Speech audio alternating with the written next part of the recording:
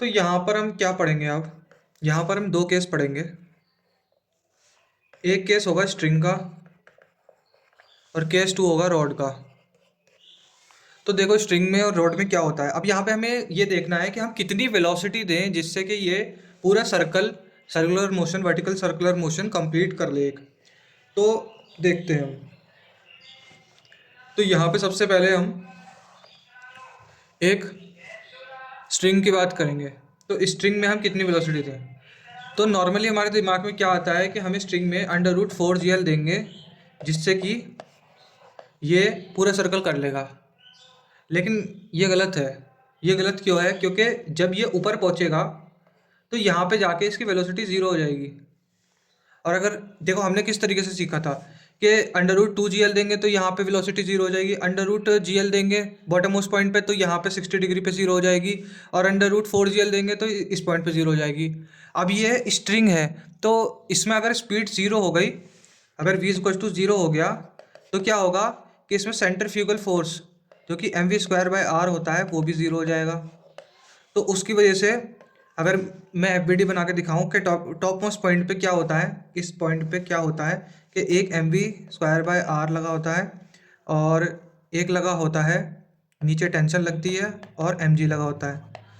तो जब ये ज़ीरो हो जाएगा तो टेंशन वेंशन सब कुछ ज़ीरो हो जाएगी और नीचे सिर्फ mg लगेगा।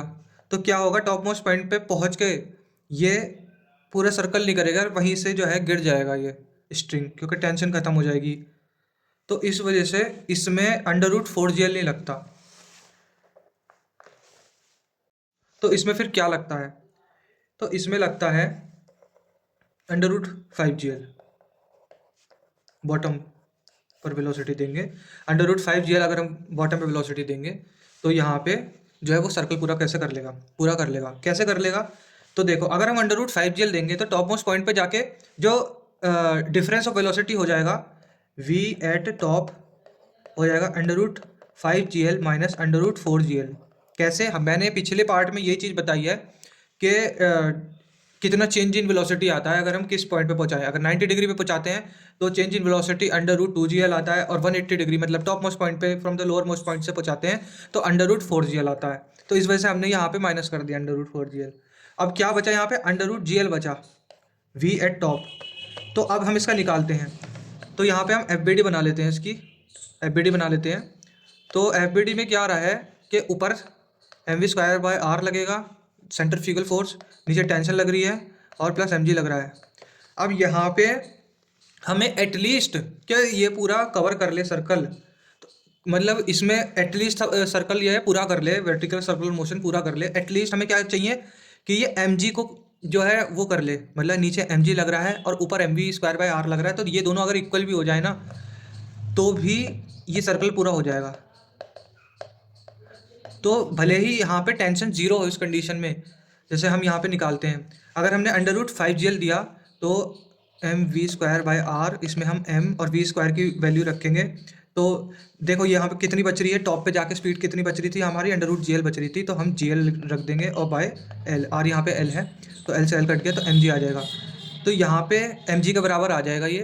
तो टेंशन भले से यहाँ पे जो है ज़ीरो रखेंगे यहाँ पे, लेकिन जो है यहाँ पे इक्विलिब्रियम आ जा रहा है फोर्सेस का, तो उस वजह से स्ट्रिंग लैग नहीं करेगी और पूरा सर्कल हो जाएगा। तो इस वजह से यहाँ पे हमें क्या वेलोसिटी देनी पड़ती है स्ट्रिंग के अंदर?